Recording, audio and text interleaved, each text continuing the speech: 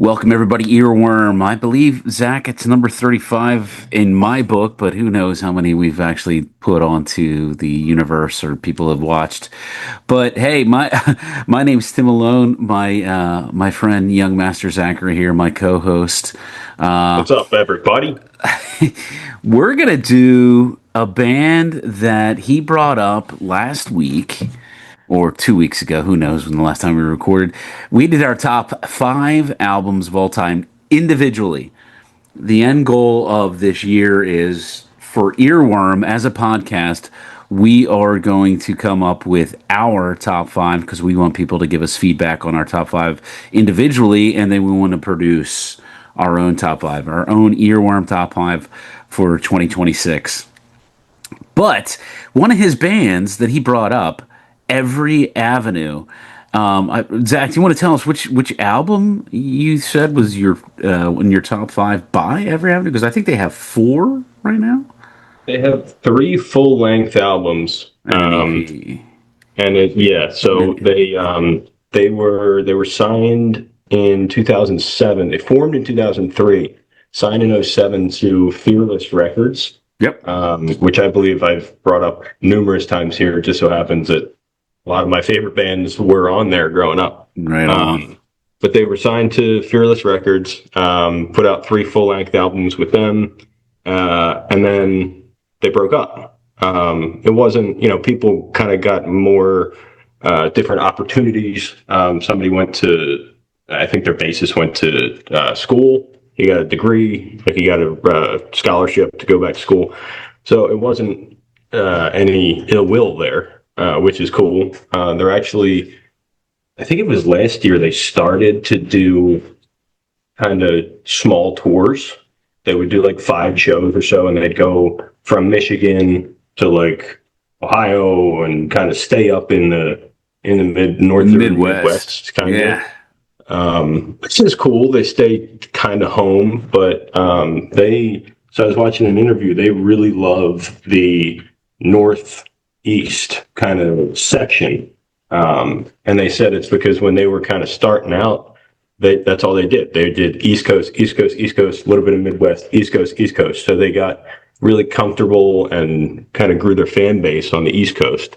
And they were in the Warped Tour for a while. They went on tour with Yellow Card and Go Radio, which is another one of my all-time bands. They're great. Broke up again. So if you're one of my favorite bands, you're probably going to break up at some point. But yeah, if you look it up, Dave Strouchman, he's the head guy, the singer, he plays a little guitar, the piano. He is the only active member of the band. Know what? I looked that up as well, and they said it right now. Like I think according to Wikipedia, because I did some research as much as I could possibly do between work and stuff. 2023, according to Wikipedia, is their last like announced tour. Yeah, and then so it kind of on like Instagram, like one-up shows and stuff like that. But they have had a couple tours where it's like 9, 10, 11 stops. But it's kind of hard to get any info on these guys because they were such short-lived and they're not around anymore. There's not like I think they were on the Real World or something like that. Like their music was used in the shows. Oh yeah. And they were on, God, it was like Yahoo Radio going back to '07. It was like they topped that or something like that. But this album, Bad Habits, I believe was their best one. And if you look them up, it says they're alternative. And that's always kind of, I don't know, not made sense to me, but it's a very broad term. You don't know what the music is. Oh, it's just alternative. You know what I mean? I saw him qualified as not only alternative, but alternative punk. And I'm like, what the hell is alternative punk? And then they also qualify him as emo. And I would not qualify him as emo. I don't know. What's your opinion on that? So have you listened to a lot of their stuff, or did you just Yeah, listen to this last album? I was cruising around and it was just basically popping up, as I'm driving around for work and stuff. I was listening to every Avenue songs. I mean, their most popular ones definitely struck a chord. I remembered it from somewhere. I guess they were on the radio back in the Yeah. mid 2000s, 2000 teens, stuff like that. So they had in 2008. It was called Just Go With It. Was the name of their album. It was a really funky cover. And then the second one was Picture Perfect. That had a Yep. lot of good songs on it. And then Bad Habits. But if you listen to them all, you could see them grow. Like through all those genres that you just listed, like the alternative punk or the emo, I would say, is the first album. And then they get to a little alternative punk. And then they kind of go towards like, not rock, but like Bad Habits kind of sounds like a mature, not rock, but I don't know what, soft rock maybe, but it just falls into that alternative. So they kind of get more mature as they go, and their sound gets better and better, which kind of sucks because this last album, professionally produced, sounds amazing. The live shows were really fun to go to. They're really dry in interviews, so it's kind of hard to watch those. But seeing them live was cool. But Which yeah, I guess all three of those kind of encapsulate like what they are. Yeah, you know what, it got me thinking when I saw that they played on Vans Warped Tour at least a couple times, and I've seen I'd probably a dozen Van Warped Tour, but I can't remember the last time I actually went. So I cannot recall if I did see them. There was a couple songs that struck a chord. Like I think their most popular song, I think was off of Bad Habits. I mean, radio wise, the most. So there, what was it? Tell Me I'm a Wreck. Tell Me I'm a Wreck was That's all in over. the Picture Perfect album. So like, Tell Me I'm a Wreck. Yes, There was a really that's good song on there. Mindset is a really good song. Picture Perfect, saying goodbye. Like that's a pretty good album. But that, I guess, their popular ones. Actually, one of their other popular ones is a cover. It was on the Punkos Classic Rock album. All the okay. Punkos pop variations. So they did Take Me Home Tonight. Really Really? good, really good version of that. So, but that's up in their like most popular songs. So, I I would. think, what is it? Think of You Later. That was another one that it's like Think of You Later, Empty Room. That was another big one. But I guess there wasn't that big is relative. They were on Yahoo Radio, for Christ's sake. But, um, yeah, I guess Tell Me I'm a Wreck was their biggest one. Oh, they probably played that twice. Like I just had it like looping, going around on Amazon Prime, just basically through Amazon. And I mean, I got to really look up their cover of this "Take Me Home Tonight." My The whole goodness. album's pretty good. I think we don't have to do a episode on that one, but that's something for you guys to go and watch or listen to. It's a really, really good album. Let me look that up real quick while we're on it, just so I can go through some of the go to the album. Um, More Than a Feeling, Hit the Lights, Paint It Black, Versa Emerge, Free Fallin', Mayday Parade did We Are the Champions, Caught Up in You, Don't Fear the Reaper, Pour Some Sugar on Me, Bohemian Rhapsody. And then actually Bless the Fall did Dream On. Another It's Fearless Records band. That's actually Fearless Records put out all those albums. So, so, advance. there you go. So do me a favor with this. Run through like you said they I guess they signed to that record company in 2007 approximately. Yeah. So all right, Zach, just for our listeners and for my peace of mind or my like situational awareness, where were you at? What were you doing 07, 08, 09, 2010? I mean, heck, that was 15 I was years in ago. eighth grade going into high school. So that's an ideal time for like a band like this to be coming in your world. Yeah, it's got that, like, I was listening to them and I loved We the Kings. I had an obsession with We the Kings. It's Carissa, if you're watching this, we actually went like up to North Jersey to see him. We saw him in Philly. We went all over for those guys. I flew down to Florida to see them with my sister at her school. Like, I was a fucking nut for them. Weird. But I was listening to all those like Mayday Parade and stuff like that. So it had that sound, but right. I don't I don't know. Like it just bad habits. Well, when it came out, the album, so the album cover is a ashtray.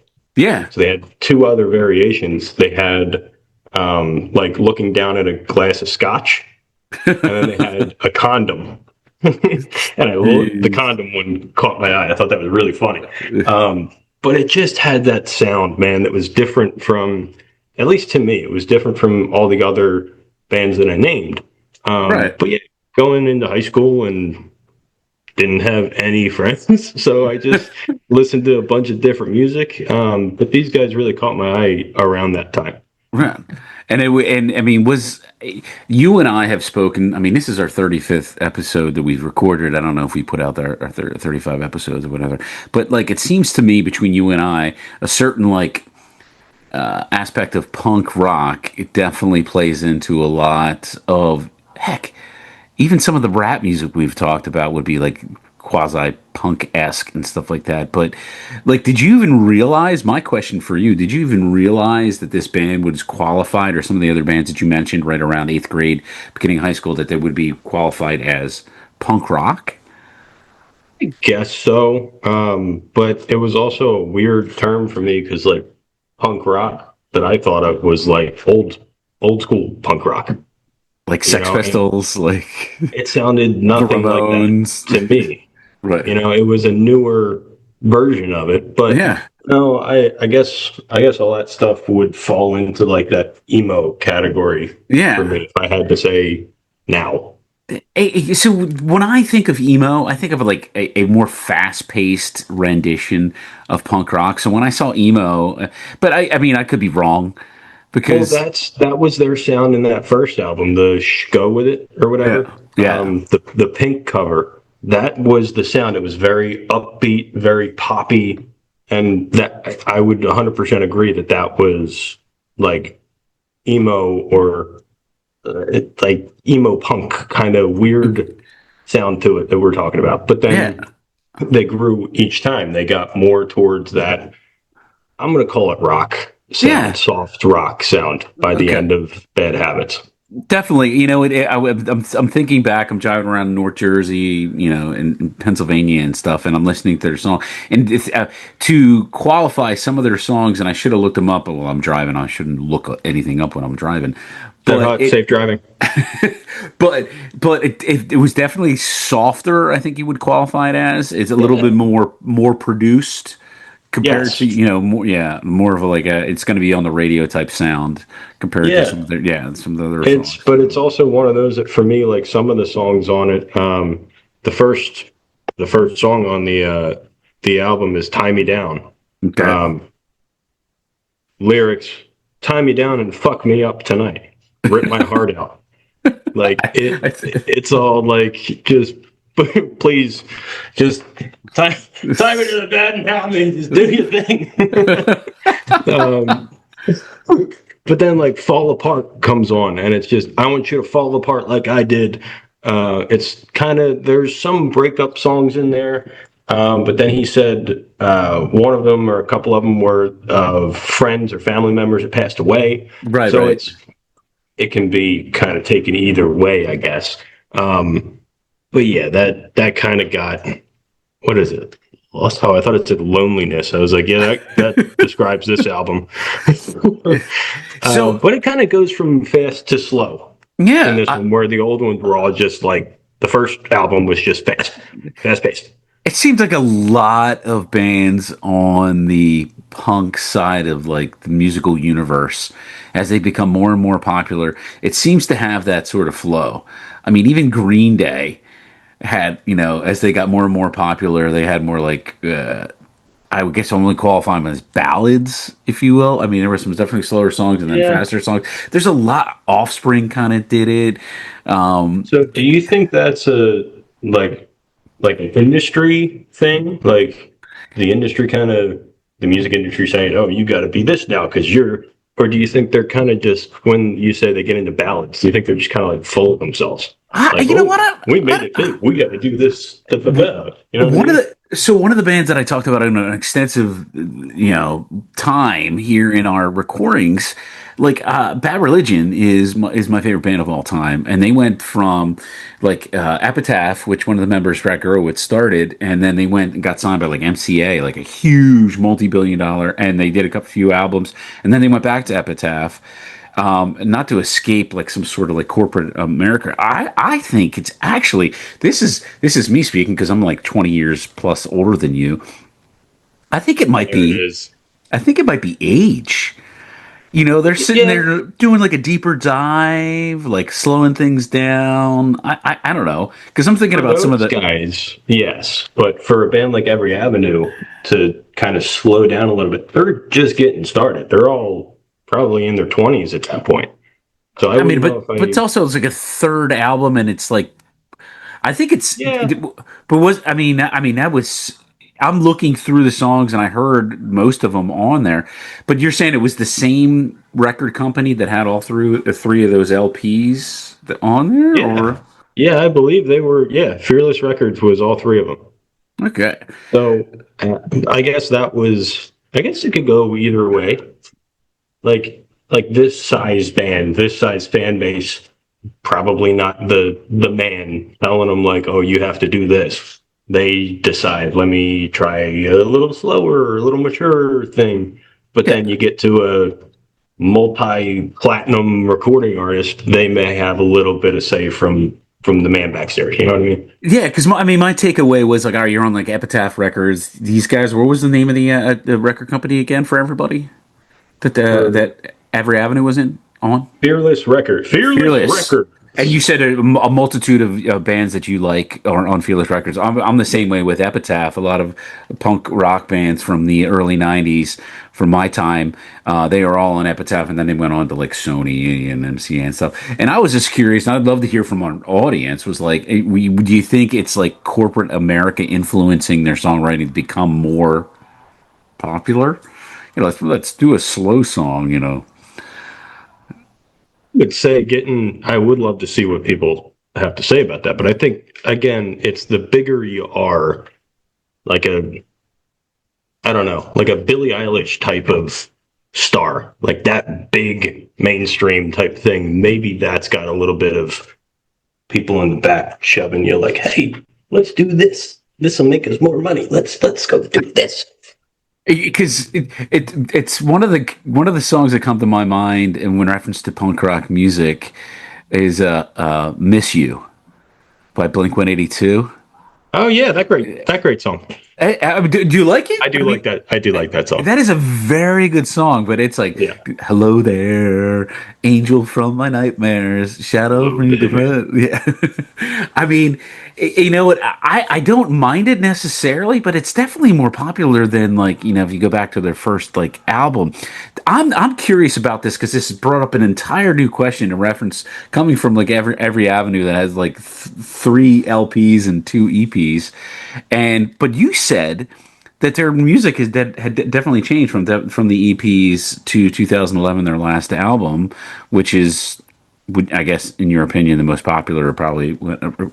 But like, and then I'm all looking at these other bands that started out like fast as heck, like Bad Religion, Green Day, Offspring, bands like that, and all of a sudden, as they went on through the years, all of a sudden you find this ballad or this non-punk rock song on there. Now they do have some slow songs on there, because I guess they were looking for that flow in this one. But like the old albums, what is it? What's it called? The tenth. So the first album had 17 songs on it. The tenth one was it's called Between You and I. Super slow, super sad. Didn't really fit in their list of. Right. So once you get to the later, then it kind of fit. Like I don't know that there was Happy the Hard Way was the one on Picture Perfect, but that one was slow, but had like in the middle after the first verse or whatever, it kind of they brought everybody else in a little bit. So Right. they're slow drumming and this and that. Happy the Hard Way was just like you heard the fucking wind blowing and he's singing over that. It was kind of weird. So that's what when you get to the last album, Bad Habits, you get the rock, you kind of get the slow, but like Fall Apart is a slower song, but it's such a great song. It's got a great sound to it. I gotta, So I gotta listen to it when we're done this evening because I'm yeah, curious now. Because mhm. I mean, not to take away from Every Avenue is and you know your favorite one of your top five favorite albums of all time, but I mean, that's a curiosity to me. Like you get this punk band, and they're very popular. You can name you and I could probably name 50 of them, and then all of a sudden they come out with this slow song. But with these guys, it seems like you were describing it as, you know, on Bad Habits and maybe even Picture Perfect, their first and last LP, like they were doing it intentionally. Like maybe I mean I don't know. You could see it, yeah. Like the first album, excuse me, the first album, they threw that slow song in there, and it really showed. They like threw it in the middle just to maybe for the concert to give somebody else a break, so he can just go Exactly. sit. Everybody can go grab a beer. Um, but no, by the time they got to Picture Perfect, it sounded like they were thinking things through finally. And then again, the last album was their best, most complete one. And then they fell off the face of the earth. So hopefully they come back eventually in some form. I was just about to say one of the last articles I read about them. The one guy, I guess the songwriter, has a long last name. It's like Sherwitz or something like that. I don't know. Strauchman, Yeah, that's it. He's the according to certain databases, he's the only member still left active with the band Every Avenue. But they had a lot of guys in and out of there. I mean, yeah, they did. I they had think like they had double. five active at a time or something, but they Right. maybe had six on the bench that weren't there anymore. I know that I was about to say they had double digit members. I mean, a couple guys they actually said they like left and went to college and or Yeah. left and started a job. But that's super interesting because I mean these guys. I'm curious about bands like this, just kind of on the edge, if you don't mind me saying that, Zach. Do they know, like, oh, they're not around anymore? They haven't recorded an album in like 15 years. But do they know they have people like Zach and other folks out there across the United States going, oh my gosh, they could just come back with this one more album. They could freaking, I mean, crush it with a Here's the couple thing. 100,000. Okay. Here's the thing. I would love to see them back, but also it's been how long? It's been since 2011 since they put Yeah. out new music. And again, it's made my top five albums. I love this album. It's kind of to the point where I want it to stay like this. I don't Okay. know if I need any more from them because it's never going to be the same, you know? Nice. So it's that one side of me is like, hey, boys, let's get the band back together, try it out. But there's another part of me that's like, it could be dog shit and ruin everything for me. So let's keep it where it is. It was really successful. I think it hit 63 on the Billboard. Which isn't Not bad. the main one, probably alternative. So Yeah. Oh, yeah. they got up pretty high. They got some recognition. So let's just leave it as it is. You want to do some pop up shows and sing the old stuff? Cool. We'll do some covers. I think that's their perfect place. What they did is done. Let's just like it for what it is. Nice. I got to tell you right now, man. I was when you brought them up last week or the last time I recorded. I was like, oh my god, I don't even know who these guys are. And then when you started describing them a little bit, and I was like, oh, and I looked them up on my phone as we were recording, and then I listened to them in the car. I'm like, it's funny how some of their songs, two of their songs jumped out extensively. One of them was I looked them up, and I thought they were in a bunch of different movies. There was like one movie soundtrack that they weren't, but there's a multitude of like gaming platforms that use some of their spots of their music, some of their video games and stuff like that. So I don't know if I ever heard it from there, but I was intrigued. I mean, because they have three albums, they have two EPs, They haven't done anything in 2011, so it's got to be like. And I was asking you definitively, like, how old were you? What was your time frame? Like, you said eighth grade, going into high school, when these guys became popular, so, and it makes all the sense in the world at that point. Yeah, So, it was a very short-lived episode there. but I mean, think about it. It affected you that much that it's in your top 5 albums of all time. It did, and Yeah, it's weird. Like, not that anybody cares or like matters, but I think that first track on Bad Habits, shit, what is it? Tie Me Down. Every time I'm on a plane, once I feel it going, once I feel the plane start to take off, I start that song. It's a great like takeoff song. Like, once the plane starts to go up, the drop comes in, and it's like everything's playing, and it's just. I think it's weird. I know that's a weird thought or thing for me to do, but I also feel in a way if I told Dave that, the guy that sings, or told the band that, they would think that's really cool. That there's absolutely. something that you can like tie to, and it's a routine, but it's tied to a specific song that you guys made. You've never met me. I've never had any contact with you, but you've reached out. You made an impact. So that was really cool. And I don't like flying as much anymore, but every time I'm on a plane, I still do that. As you're speaking to a former C-130 flight engineer who has 4,500 plus flight hours in 85 countries gone to, I'm like, I You know, completely understand. they fly over the new golf course all day. Let's see It's what. awesome. The C-130s just going over all day. Because it's so close to McGuire Dix Lakehurst, man. That's my last duty station. Um, this has inspired me. Hey, Every avenue has inspired me. The conversation has inspired me, and just a kind of a quick transition, because last week, or when we last recorded this, I was talking about where they were from, and they're from Michigan, and the Upper Midwest is huge, in my opinion. And you can do some research on this with this type of music. And yeah, one of the guys that I want to bring up, and my guy next week, since it's my week, right, Zach? yep, Bob Mould, Mould, Bob Mould. He's got a bunch of singles, solo albums, and he made his name in a band called Husker Du, Huskerdu, and then he became super duper popular in the mid to late '90s with a band that he started up after that called Sugar. So I'm going to stick with the theme, because you inspired me in the last recording, and then you inspired me further with Every Avenue, and especially this sound. So Bob Mould next week for everybody. oh, Dave, look at Yeah, that. I've been called a lot of things, but inspiring is not one of them. So thank you. you have no idea, my friend, as my co-host. Come on, dude. You inspire me all the time, especially on the golf course, but we're not going to talk about that right now. You inspire me to quit, on my part. Last thoughts, Zach. This was good, man. Every Avenue. I was like, I mean, you should see how many tabs I have open on my phone, because I had to do so much research. It's one of those bands that you have to do a lot of research to figure it out, but there's not much out there on them. So it was. I hope you guys look at them and listen to it. Go through all the albums. If you don't, I don't care. Go through the last one, because it is a great listen. But yeah, give him a listen. We're gonna do Husker Du, Bob Mould next week.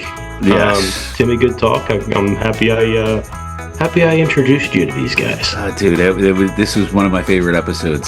So, everybody, thank you to listen and watch. Give us a heads up, give us a like, tell us to go F ourselves, etc.